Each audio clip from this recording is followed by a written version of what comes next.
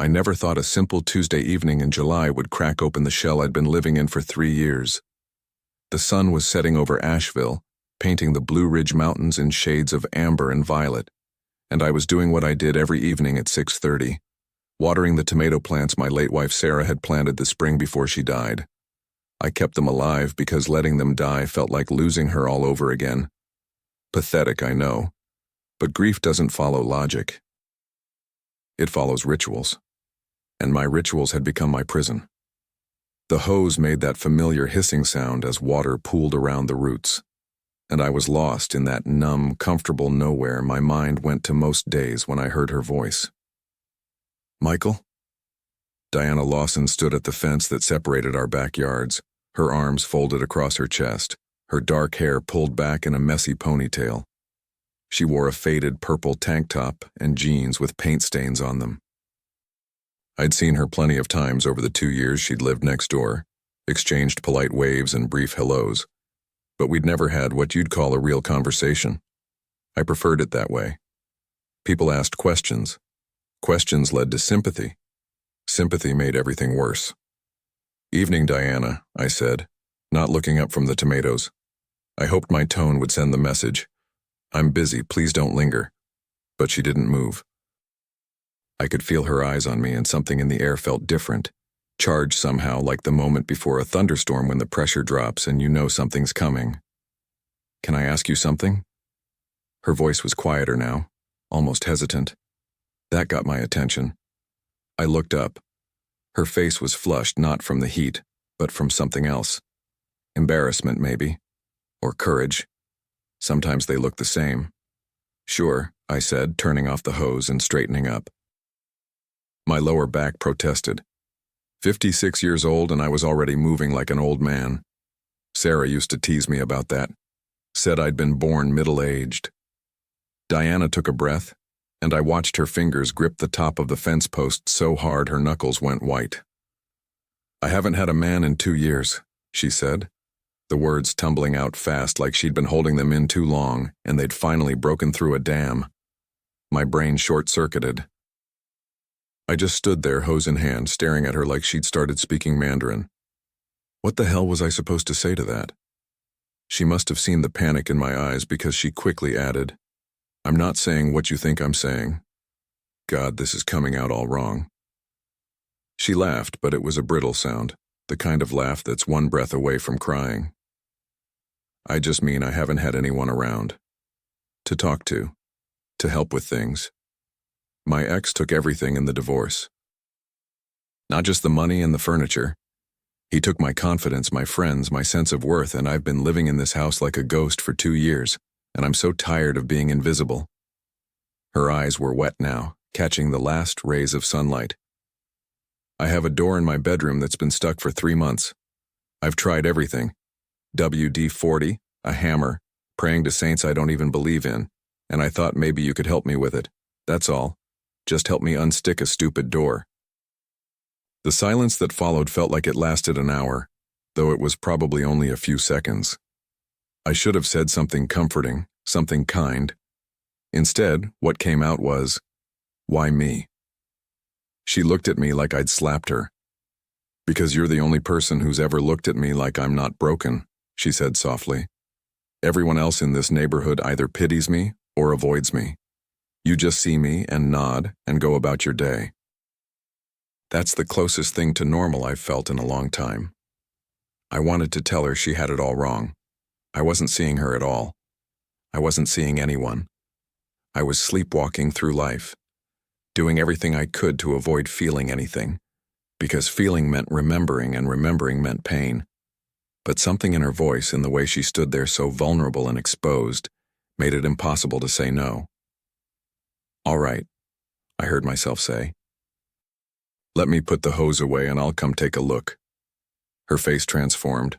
Relief and something like hope washed over her features, and she smiled, really smiled, for the first time since I'd known her. "Thank you, Michael, really. Thank you."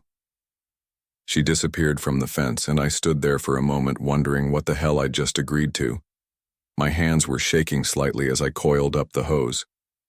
This was a mistake. I knew it in my gut.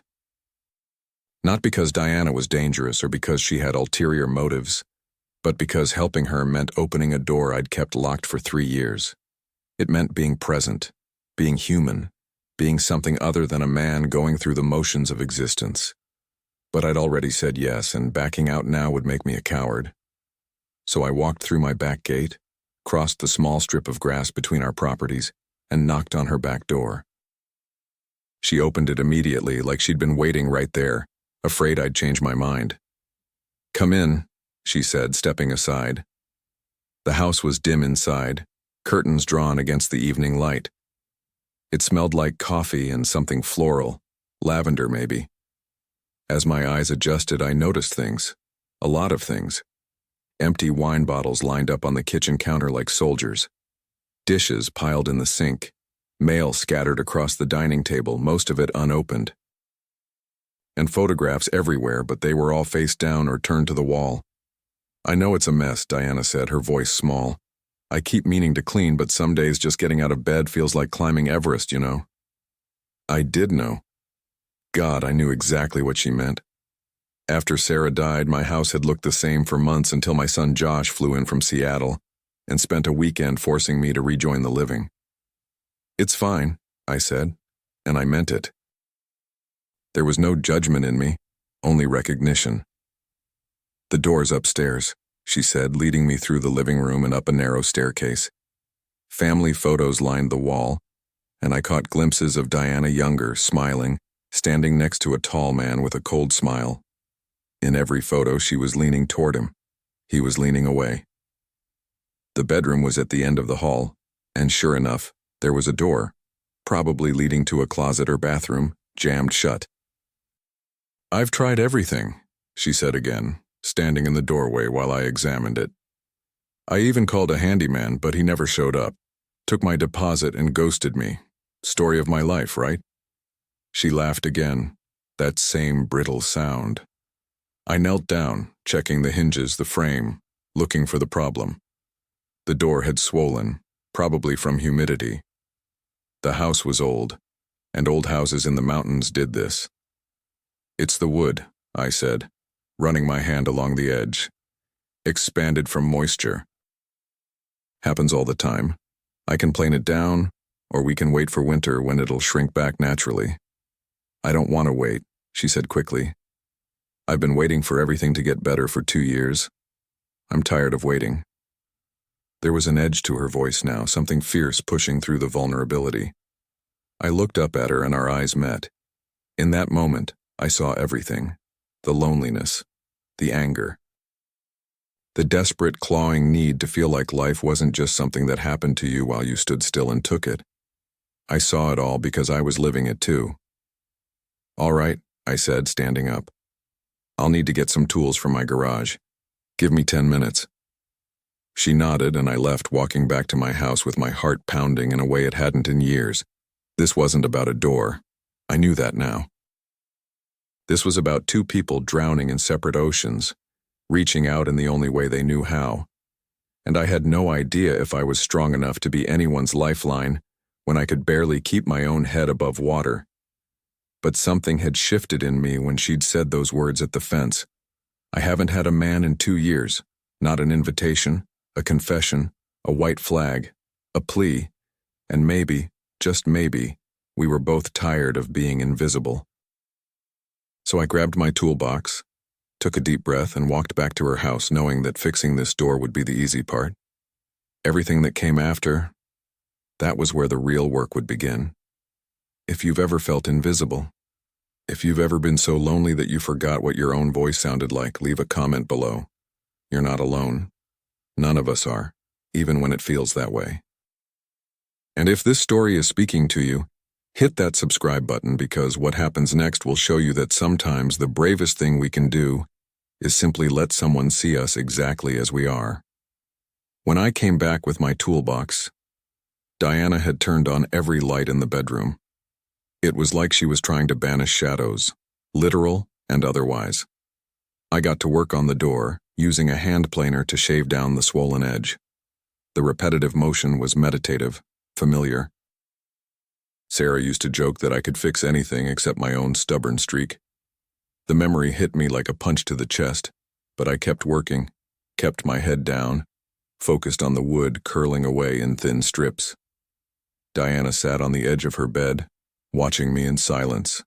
I could feel the weight of everything she wasn't saying. My ex-husband's name was Richard, she said suddenly, breaking the silence. We were married for 23 years. 23 years, Michael. And one day he came home and told me he didn't love me anymore. Just like that. No warning, no conversation.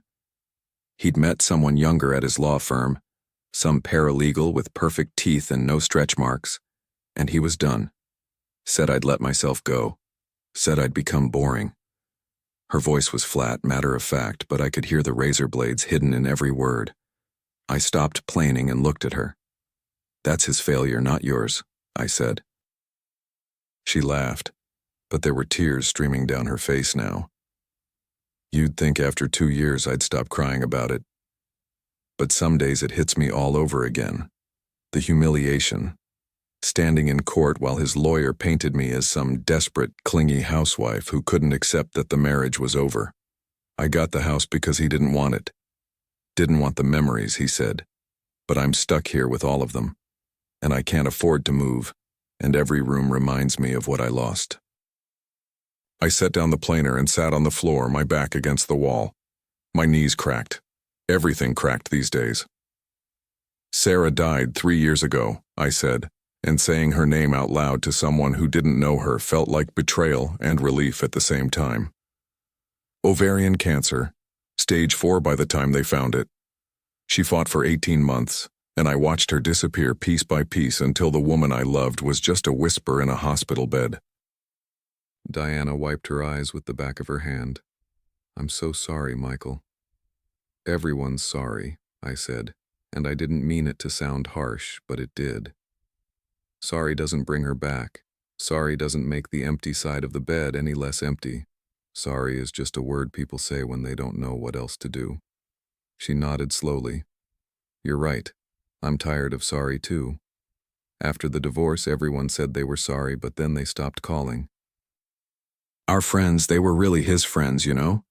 Couples we'd known for decades, they picked sides, and I wasn't on the winning team.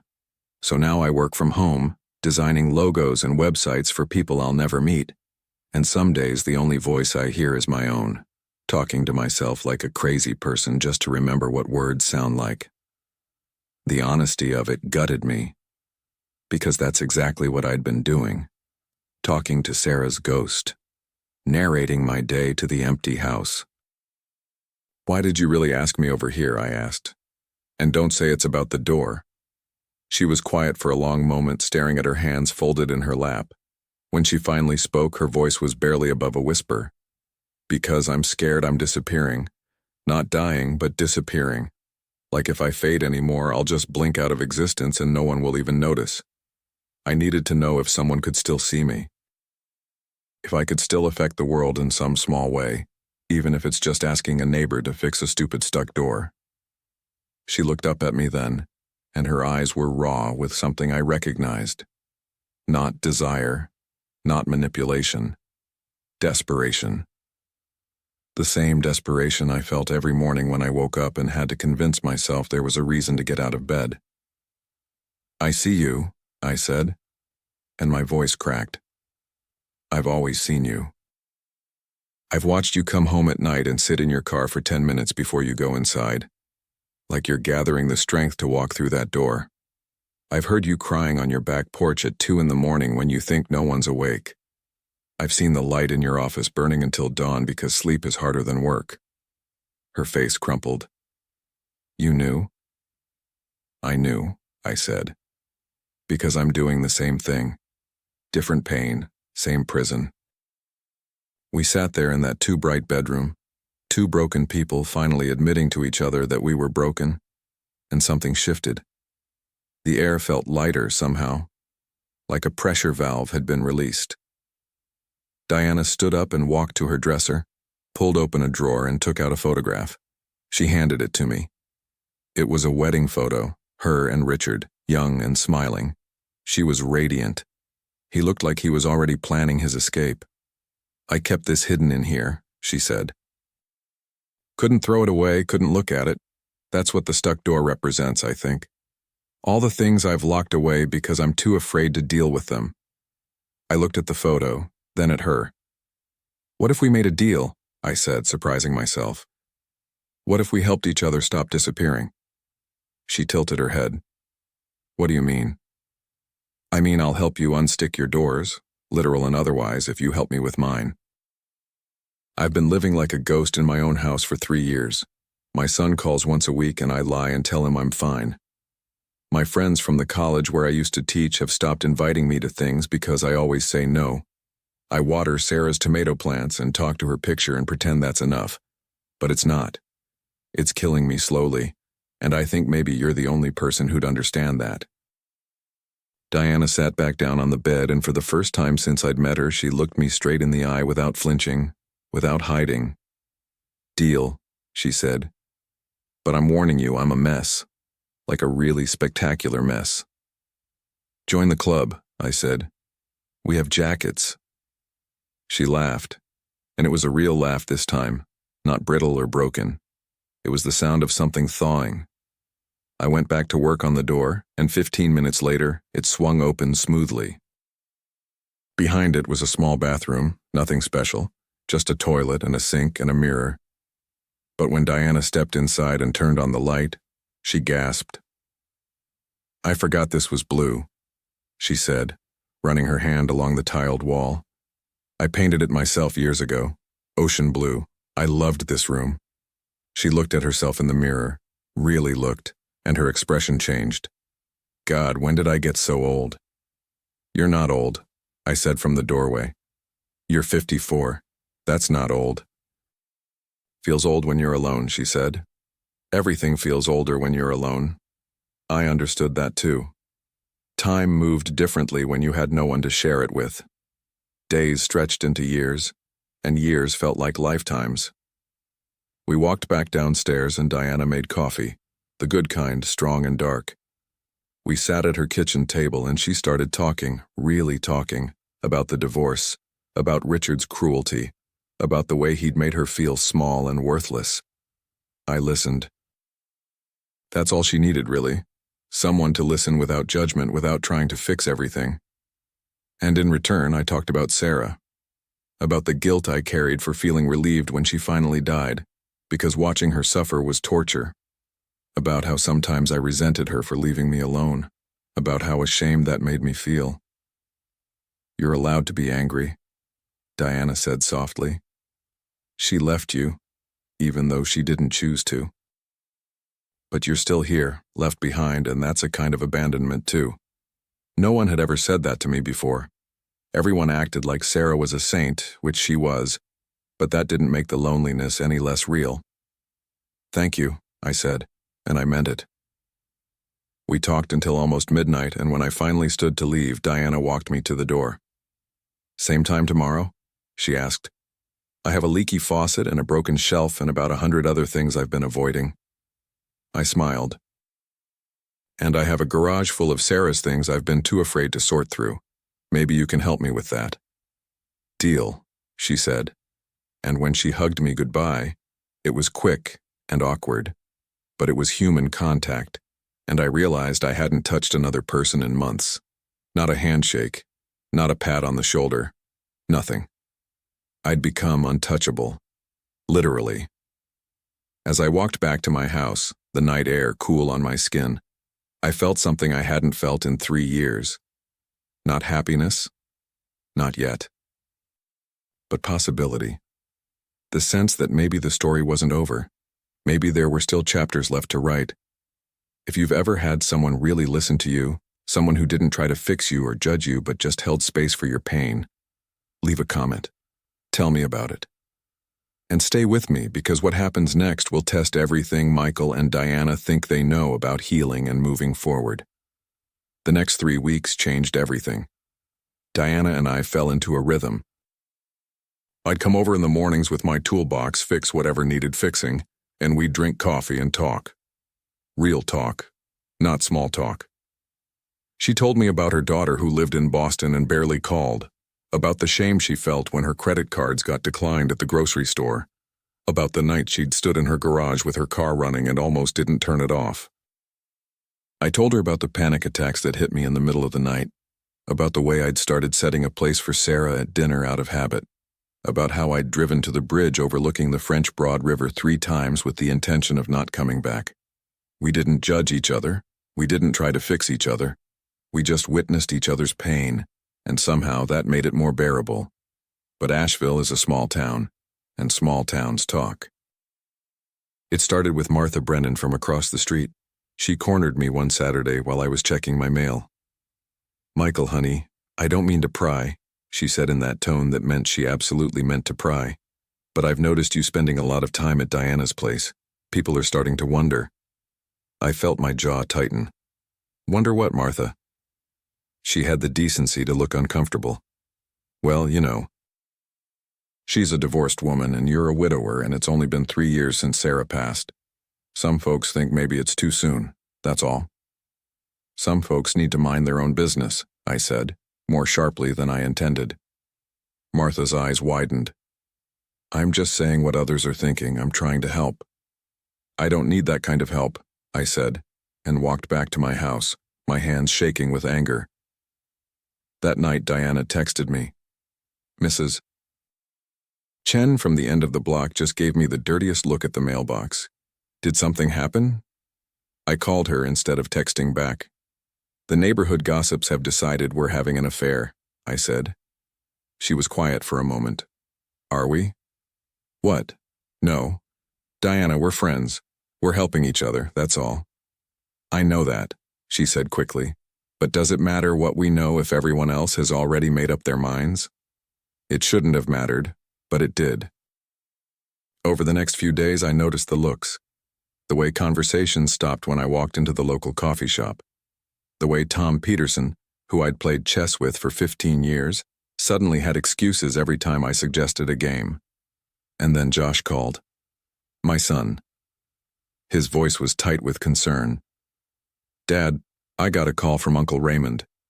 He said you've been spending a lot of time with some woman next door. He's worried about you." Uncle Raymond. Sarah's brother. The keeper of her memory and, apparently, the arbiter of how I was allowed to grieve. "I'm not having this conversation," I said. "Dad, please. I'm not judging you. If you've met someone, that's okay. But I just want to make sure you're thinking clearly, that she's not taking advantage of you." The implication hit me like a slap. Taking advantage? "Josh, she's a friend. She's going through a hard time, and so am I, and we're helping each other. That's it." "Okay," he said, but I could hear the doubt in his voice. "I just don't want you to get hurt, or to do something you'll regret. Mom's only been gone 3 years. Only. Like 3 years was nothing. Like there was a timer that had to run out before I was allowed to have human connection again. Your mother is dead," I said, and the words came out harsher than I meant them. "She's dead, Josh, and I loved her with everything I had. But I'm still here. I'm still alive. And I'm sorry if that's inconvenient for everyone who wants me to stay frozen in grief forever, but I can't do it anymore. It's killing me." The line went quiet. "Dad, I didn't mean—" "I know you didn't," I said, softer now. "But you need to trust me. I know what I'm doing." Except I wasn't sure I did. That night, I didn't go to Diana's. I sat in my living room, staring at Sarah's picture on the mantel, and I felt the weight of everyone's expectations crushing me. The neighbors expected me to be the grieving widower. Josh expected me to honor his mother's memory by staying loyal to a ghost. Uncle Raymond expected me to wear my pain like a badge of honor forever. And somewhere in all those expectations, I'd lost sight of what I needed, what I wanted. The next morning, Diana knocked on my door. She looked terrible, like she hadn't slept. "You didn't come over yesterday," she said. "I know." "Is it because of what people are saying?" I didn't answer right away. "Maybe," I admitted. "Josh thinks you're taking advantage of me. Martha thinks I'm disrespecting Sarah's memory, and maybe they're right. Maybe I am rushing things. Maybe I should be alone." Diana's face hardened. So that's it? We're done? Because people who don't know anything about what we've been through have opinions? It's not that simple, I said. Isn't it? She stepped closer, and I could see the anger in her eyes now, but underneath it was hurt. You told me we'd help each other stop disappearing, but the first sign of pushback and you're ready to vanish again. Do you know what that feels like, Michael? To finally have someone who sees you and then watch them choose invisibility because it's easier. That's not fair, I said. Fair? She laughed, bitter and sharp. Nothing about any of this is fair. It wasn't fair that your wife died. It wasn't fair that my husband threw me away like garbage. It wasn't fair that we both ended up alone and broken. But I thought we were choosing something different. I thought we were choosing to fight. She turned to leave, and I grabbed her arm without thinking. Wait. She stopped but didn't turn around. I'm scared, I said, and my voice broke. I'm scared that if I let myself care about anyone again, I'll lose them too. I'm scared that being happy means betraying Sarah. I'm scared that everyone's right and I'm just a pathetic old man who can't handle being alone. Diana turned then, and her eyes were softer. I'm scared too. I'm scared that the only person who's made me feel human in 2 years is going to walk away because it's too hard. Because that's what everyone does eventually. They leave. We stood there on my front porch, two damaged people staring at each other, and I made a choice. I don't want to leave, I said. Then don't, she said simply. But it wasn't simple. That afternoon, Diana had her own crisis. She was in her front yard pulling weeds when a silver BMW pulled up. A man got out, tall and graying, expensive suit. Richard, her ex-husband. I was trimming hedges in my yard and I saw the color drain from her face. What are you doing here? She asked, standing up. I needed to drop off some papers, he said, all business. The lawyer could have mailed them. I wanted to talk to you, to see how you're doing. There was something in his tone, a condescension that made my blood boil. Diana crossed her arms. I'm fine, Richard. You can go. He glanced at the house, at the overgrown lawn, at her paint-stained clothes. Diana, this isn't fine. Look at yourself. Look at this place. I heard you haven't been working much. If you need money. I don't need anything from you, she said, her voice shaking. You already took everything that mattered. He sighed like she was being unreasonable. I'm getting remarried next month. Jennifer and I wanted you to know before you heard it from someone else. Jennifer, the paralegal, the woman with perfect teeth. Diana didn't say anything, just stood there like she'd been punched. I hope you'll be happy for us, Richard continued. We've moved past all the ugliness. I hope you can too. That's when I walked over. I didn't plan it. My feet just carried me across the property line until I was standing next to Diana. Is there a problem here? I asked. Richard looked me up and down, dismissive. And you are? Her neighbor, Michael Harris. I extended my hand, and after a moment he shook it limply. Richard Lawson, Diana's ex-husband. I know who you are, I said, and there was an edge to my voice I didn't bother hiding. Richard's eyes flicked between us, and I saw the calculation there, the judgment. I see, he said with a thin smile. Well, I'm glad Diana has someone looking out for her. She always needed someone to take care of her. She doesn't need taking care of, I said. She's doing just fine on her own. Of course, Richard said, in a tone that suggested he didn't believe that at all. He turned to Diana. The papers are in the mailbox. Sign them and send them back. And Diana? Really, I do hope you find happiness. You deserve it. He got back in his BMW and drove away, and Diana stood there shaking. He's getting married, she whispered. He threw away 23 years like it was nothing. And now he's getting married, and he has the audacity to hope I'm happy for him. She started laughing, but it turned into sobbing, and I did the only thing I could think of. I pulled her into a hug. She collapsed against me, and I held her while she cried, right there in her front yard for all the neighbors to see. "I'm never going to be enough," she sobbed into my shoulder. "Not for him, not for anyone. I'm just the broken leftover that no one wants." "That's not true," I said, holding her tighter. "You're not broken, you're healing. There's a difference." "Then why does it hurt so much?" "Because healing always hurts more than staying numb," I said, and I realized I was saying it as much to myself as to her. We stood there for a long time, and I felt something crack open inside me. This wasn't about fixing doors or leaky faucets anymore. This was about two people who'd been living in the wreckage of their old lives finally admitting they couldn't do it alone. That night, we sat on her back porch, not talking, just existing side by side. The cicadas sang in the trees, and the mountain air was cool, and for the first time in 3 years, I felt present. Not happy exactly, but present. Like I was actually living in my life instead of watching it from a distance. "Thank you for today," Diana said quietly, "for standing up to Richard, for not leaving when things got hard." "Thank you for not giving up on me when I almost did," I said. She took my hand, and we sat there like that, holding on to each other like lifelines, because that's what we were, not lovers, not even really friends yet. Just two people drowning who'd found each other in the dark. And maybe that was enough to start rebuilding from. Subscribe if this story is hitting home for you, because what comes next will show you that the hardest part of healing isn't the pain. It's learning to let go of the version of yourself that the pain created. Stay with us. The morning after Richard's visit, I woke up with clarity I hadn't felt in years.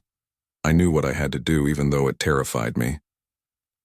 I drove to Riverside Cemetery where Sarah was buried, something I hadn't done in over 6 months. The last time I'd come, I'd broken down so completely that a groundskeeper had to help me back to my car. But today felt different. I walked to her grave, the stone simple and elegant, just like she'd been. Sarah Elizabeth Harris, beloved wife, mother, teacher. 1967-2022. I sat down on the grass beside it, not caring that the morning dew soaked through my jeans. "I need to talk to you," I said out loud, feeling foolish but pushing through it anyway. "And I need you to really hear me wherever you are." The wind moved through the oak trees overhead, and I took that as permission to continue. "I met someone. Her name's Diana, and before you get the wrong idea, it's not what everyone thinks. We're not in love, we're not having an affair. But she's becoming important to me, and I feel guilty about that. I feel like I'm betraying you by letting someone else matter." A bird landed on Sarah's headstone, a cardinal bright red against the gray granite. Sarah had always loved cardinals. "The truth is, I've been living in a tomb for 3 years. Not just visiting your grave, but living in one. I turned our house into a mausoleum, kept everything exactly the way you left it, like if I changed anything I'd lose you completely. But Sarah, I'm losing myself, and I don't think that's what you'd want." My voice cracked. "You told me the night before you died that you didn't want me to stop living. You made me promise I wouldn't become a ghost, and I promised. But I broke that promise. I've been haunting my own life, going through the motions, waiting to die so I could be with you again." Tears were streaming down my face now, hot and cleansing.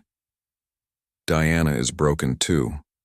Her husband destroyed her, and she's been putting herself back together piece by piece, and somehow we found each other. Two shattered people learning how to be human again. And I think maybe that's not betraying you. I think maybe that's honoring the life you wanted me to live." I stood up, placed my hand on the cold stone. "I love you. I will always love you. But I can't keep visiting you while forgetting to live. So I'm saying goodbye, Sarah. Not to your memory, but to this version of myself that's been frozen here with you. I need to let you rest, and I need to let myself live." The cardinal flew away, and I watched it disappear into the blue morning sky. I felt lighter, like I'd been carrying a weight I didn't know was there until it was gone. When I got home, I called Josh. "Dad?" he answered, surprised. "I'm calling to apologize," I said, "for snapping at you, for not being honest about what I've been going through, for shutting you out." "Dad, you don't have to." "Yes, I do. Josh, your mother's death almost destroyed me. And I've been so focused on not dishonoring her memory that I forgot I'm still here. I'm still alive. And I need to live, not just survive." He was quiet for a moment. "I know, Dad. I've been worried about you. We all have. Diana isn't taking advantage of me. She's helping me remember who I was before the grief swallowed me whole. We're helping each other. And I need you to trust that I know what I'm doing." "Okay," Josh said, and I could hear the relief in his voice. "Okay, I trust you. And Dad, I think Mom would be proud of you for choosing to live again." Those words broke something open in me. "Thank you, son. When can I meet her? Diana?" I smiled. "Soon. When you come visit for Thanksgiving." "It's a date," he said. After we hung up, I went next door. Diana answered in her pajamas, hair unbrushed, coffee mug in hand. She looked surprised. "You're here early." "I went to Sarah's grave this morning," I said. "I said goodbye." Her eyes widened. "Michael, not goodbye forever. Goodbye to the part of me that was buried with her. And I wanted to thank you for that, for showing me that it's possible to honor the past without being imprisoned by it." She set down her coffee mug and hugged me, and this time it wasn't awkward. It was natural. "I need your help with something," I said when we pulled apart. "Name it. I want to sort through Sarah's things in the garage, and I want to have a dinner party. A real one with people and food and conversation. I want to introduce you to the friends I've been avoiding for 3 years. I want to stop hiding." Diana's face lit up with something I hadn't seen before. Genuine joy. "I think that's a wonderful idea. But I have a condition." "What's that?"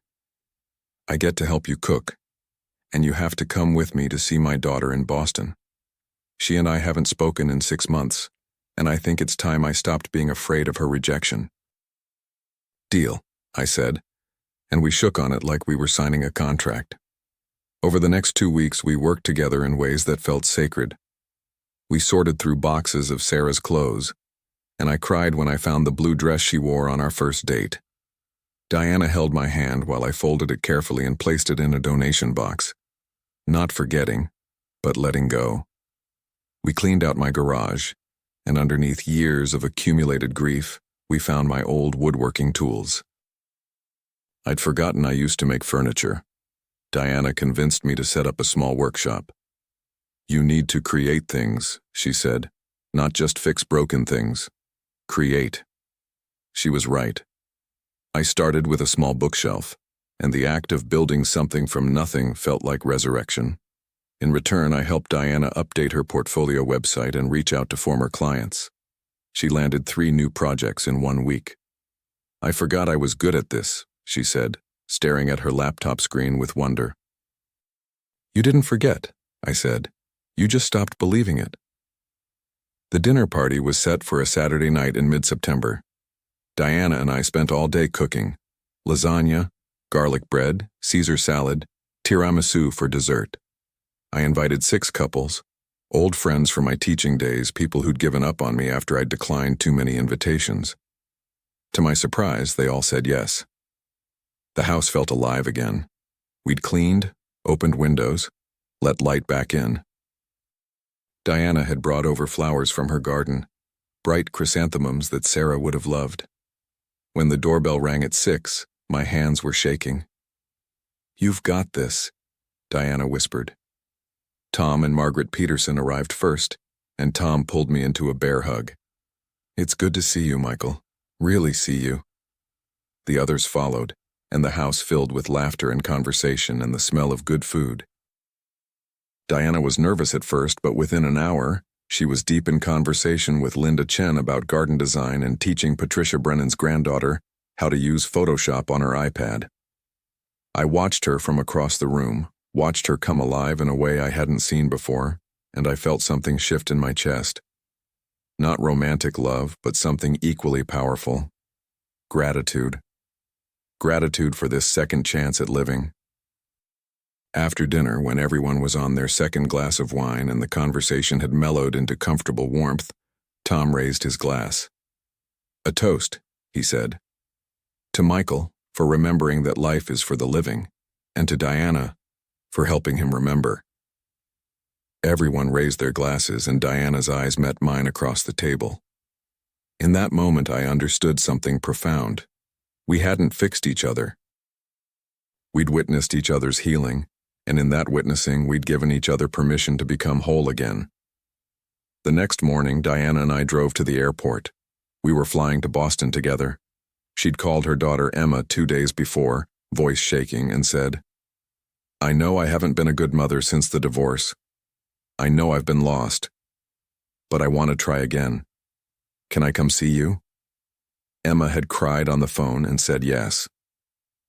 On the plane, Diana gripped my hand during takeoff. "What if she hates me? What if I've waited too long?" "She doesn't hate you," I said. "She's been waiting for you to come back to yourself. Just like Josh was waiting for me." Emma met us at the airport, and when Diana saw her, she burst into tears. They stood in the middle of the terminal holding each other, and I gave them space, pretending to be fascinated by a display of Boston souvenirs. Later, over lunch at a small cafe near Emma's apartment, Diana told her daughter everything. The depression, the isolation, the stuck doors, and the man next door who helped her open them. Emma listened, and when Diana finished, she reached across the table and took her mother's hand. "I'm sorry I wasn't there for you," Emma said. "I didn't know how to help. I was angry at Dad, angry at you for falling apart, angry at everything." "You don't have to apologize," Diana said. "I'm the mother. I should have been stronger." "No," Emma said firmly. "You should have been human." That's all any of us can be. We spent 3 days in Boston, and I watched Diana rebuild a bridge with her daughter, brick by careful brick. They laughed together, cried together, made plans for Emma to visit Asheville for Christmas. On the flight home, Diana fell asleep on my shoulder, and I stared out the window at the clouds and thought about the strange mathematics of healing. How sometimes two broken halves don't make a whole, but they can hold each other up while they each find their own way back to wholeness. When we got back to Asheville, something had fundamentally changed. The neighbors stopped whispering. Or maybe we just stopped caring. Martha Brennan brought over a casserole and apologized for judging. "I was projecting my own fears onto you," she admitted. "My husband died 5 years ago, and I've been alone, and I was jealous that you'd found a way to not be so alone." I introduced Diana to Uncle Raymond over coffee, and after an hour of conversation, he pulled me aside. "She's good for you," he said. "Sarah would have liked her." That was the blessing I didn't know I needed. 3 months later, on a cold December morning, I was in my workshop building a rocking chair. Diana knocked on the door, carrying 2 steaming mugs. "Hot chocolate," she said. "Extra marshmallows." We sat on the workbench, sipping our drinks, comfortable in the silence. "Do you know what today is?" she asked. "December 15th, I said. 3 years to the day since Sarah died, and 2 years since Richard left me." She turned to look at me. And here we are. Still standing. "Still standing," I agreed. "You know what I learned?" she said. "The doors we think are stuck, they're not locked from the outside. We're holding them shut from the inside because we're afraid of what's on the other side." I thought about that. About the stuck bedroom door that had started all of this. About my garage full of memories I'd been too afraid to sort through. About the life I'd been too scared to live. "What's on the other side?" I asked. She smiled. "Everything we've been missing while we were busy being broken." That night, I stood in my living room, looking at Sarah's picture on the mantel. "Thank you," I whispered. For loving me, for teaching me, for letting me go. I didn't move the picture. I didn't need to. It was part of my story, but it wasn't my whole story anymore. The next chapter was still being written, and for the first time in years, I was excited to see what came next. Diana and I weren't a couple. We were something harder to define and maybe more important. Two survivors who'd refused to let pain be their final story. We were proof that you can lose everything and still find something worth living for. We were proof that the worst day of your life doesn't have to define all the days that follow. We were proof that sometimes the person who saves you is the one who's drowning right beside you.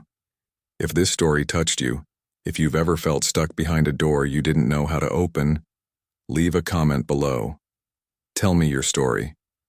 You're not alone. None of us are, even when it feels that way. And if you believe that healing is possible, that second chapters exist, that life can surprise you even after it's broken you, hit that subscribe button. Because the truth is, we're all just trying to unstick our doors and let the light back in. And sometimes, all it takes is one person brave enough to say, I see you, you're not invisible, and neither am I. Thank you for staying with me through this journey. This is a work of fiction created for entertainment purposes. Any resemblance to real events or use of public names is purely narrative and does not represent actual events. All names, locations, and personalities in this story are fictional and crafted solely to evoke emotion and create a compelling narrative. We respect YouTube's policies and any public figures or personalities mentioned. But the emotions, the loneliness, the hope, the healing, those are real. And if you felt them too, you're exactly where you need to be.